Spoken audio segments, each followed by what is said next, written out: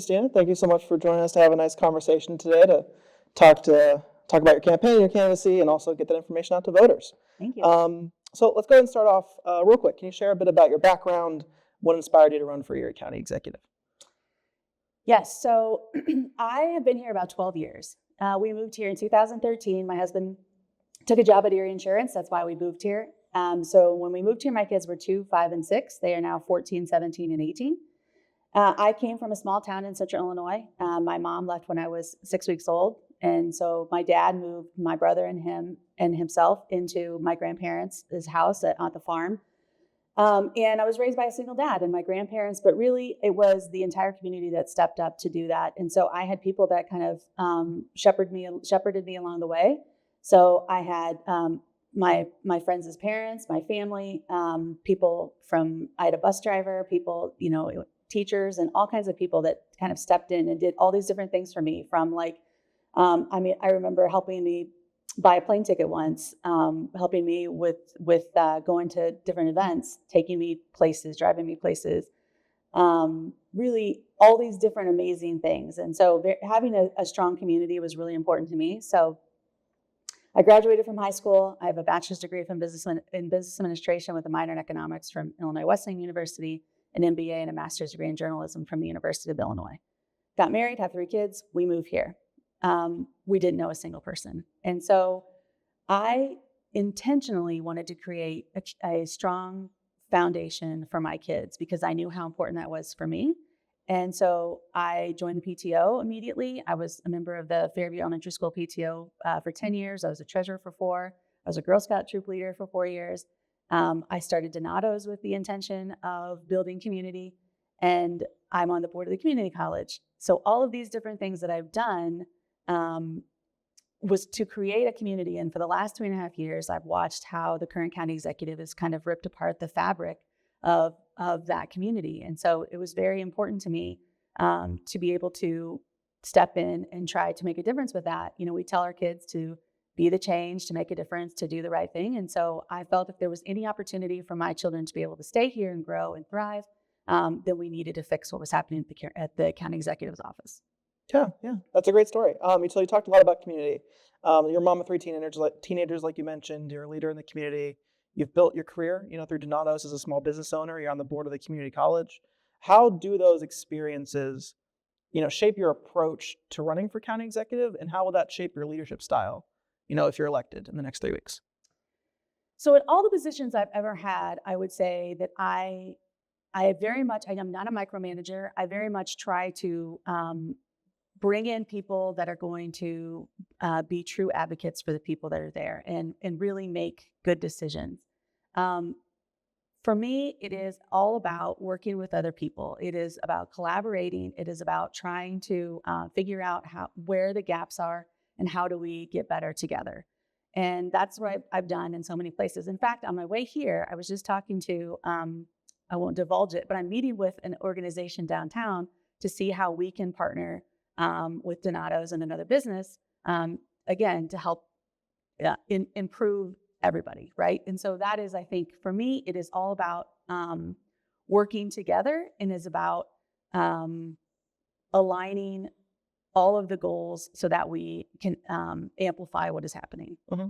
So what are some of the examples, I guess, of like the chaos and division that maybe some people have been seeing over the last few years that you specifically would want to address in your first year or so on the job?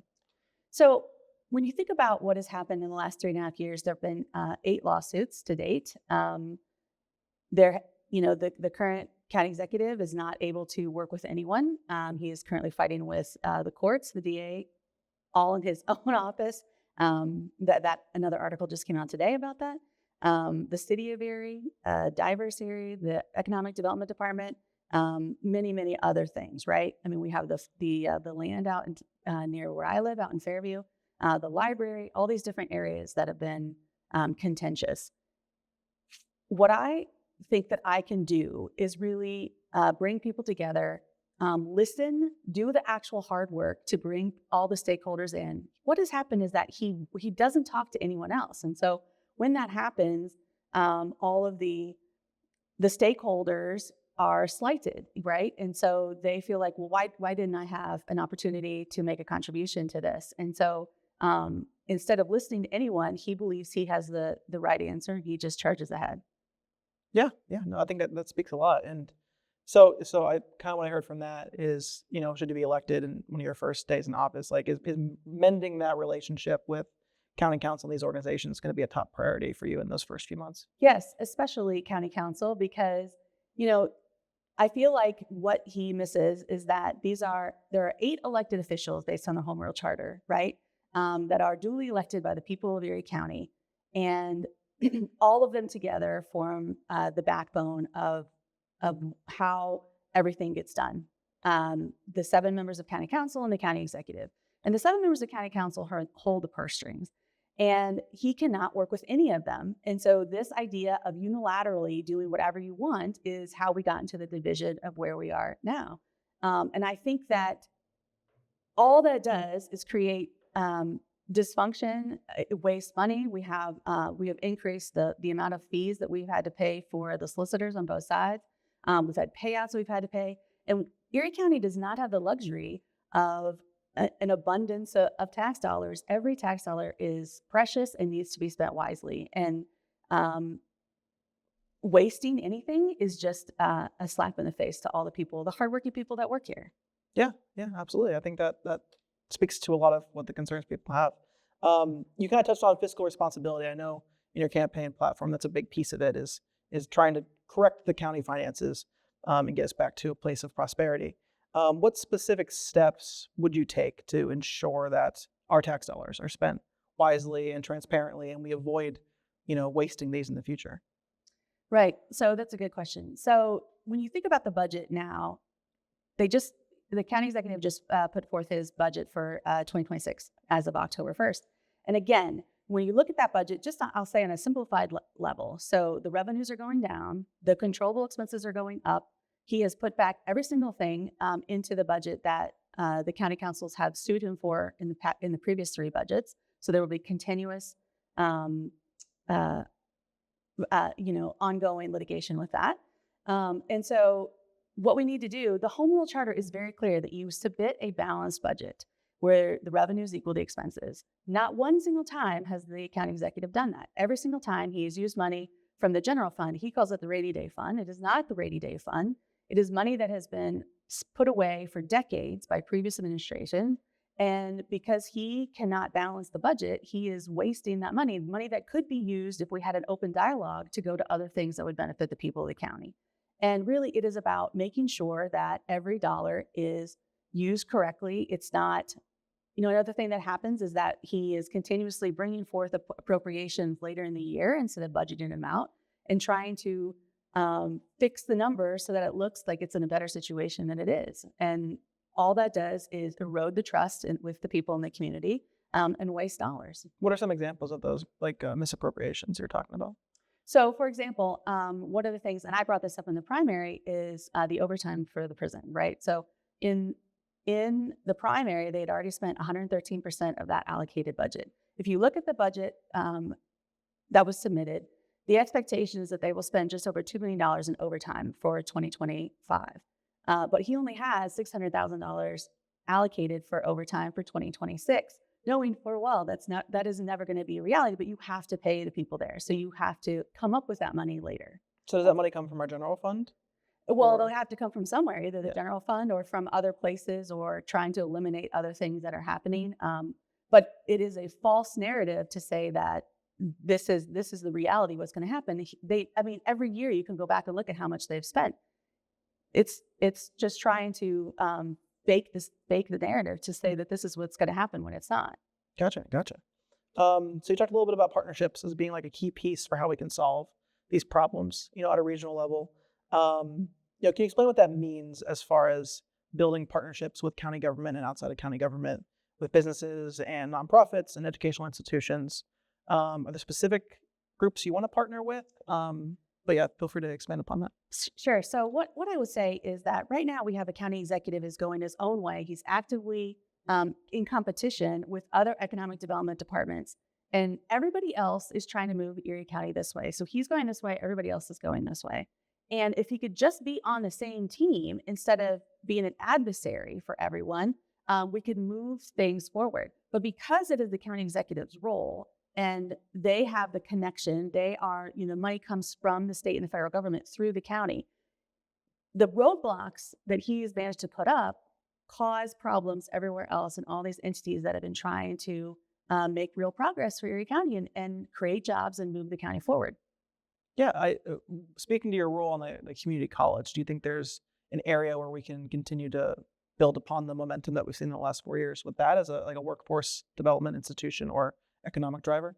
Right. So the community college has really delivered the results that people wanted. Right. So when you think about the community college, the reason that we brought it here, that we needed to have it here, is that all of your taxes were going down. So there were 14 community colleges in the state of Pennsylvania. Now there are 15. So before, the money was divvied up 14 ways, and now it's divvied up 15 ways. So this is money that we never would have gotten back in another way, right? And so now we have this community college. We have the opportunity to change the lives of the people that are here. One of the ways so right now we have about 820 students that are enrolled right now, which is above our estimates for this semester. We are working on getting financial aid so that the students that we estimate that over 80% of the students in Erie County that go to the community college would be Pell eligible, meaning that they could get money back from taking, so they would apply for Pell Grants, get the Pell Grants, and any excess from the community college would be able to go back to them. A lot of the programs actually at the community college, almost all of them are now WIOA eligible, so that if you have WIOA funding, if you are laid off, you can take classes and you can use that money to go to the community college.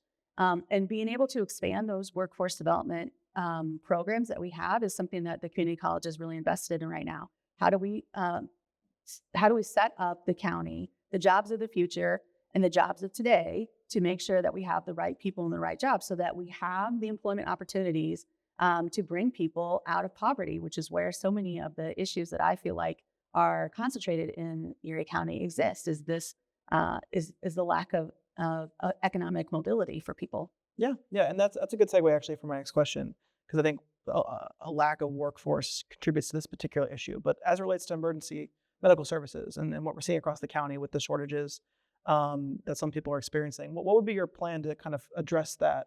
I know it's different than what the current county executive has proposed, so I'm curious to hear. Yeah, so EMS is an important issue, right? And it's something that this county executive has talked about the entire time, and yet has continued to fracture what it currently exists. I live in Fairview. I have a business in Harbor Creek. Obviously, no matter where you live, you want to be able to have an accident. You want to be able to call 911 and have something happen and get it there in a reasonable amount of time. But right now, there is so many different fractions that we need to bring everyone together and listen to what's working and how we can best, utilize the resources that are there, and not reinvent the wheel, and see, okay, if this is working in this part of the county, how do we translate that into how do we make these things happen in other parts of the county, right? I mean, there's no reason to have multiple fiefdoms that are trying to do the same type of thing, and those counties that have already, those organizations that have already figured it out, we should be able to listen to them and duplicate what works well. Yeah, and that approach, that's based off of actual conversations you've had, right, with these organizations. Correct. Yes. Yes. Yeah, fantastic. All right, well, we're getting a little close, but I just have two more questions for you. So 4 years from now, right, looking back, let's say you get elected and it's the end of your first term, what would you want voters to look at as an example of a successful first term under the Vogel administration? Really, I want people to look back at where they are, look back and believe that their lives are better, that they are in a better place, that they feel better about where they are in Erie County, that we have managed to reduce the temperature in the room and work together to kind of systematically and methodically tackle each of the challenges that come our way, instead of creating more, which is what this county executive has done. I believe we have the resources and the ability and the people that are here to really make real change in Erie County. And I just think we need to get the team together in a cohesive way, going in the same direction. Fantastic. All right, we got a couple seconds left. Is there anything else you want to say to the voters and the people watching? I just want to say, I'm so grateful that I've met so many of you all across the county in the last 7 months, and I would ask for your vote on November 4th. All right. Thank you so much. I think this was fantastic.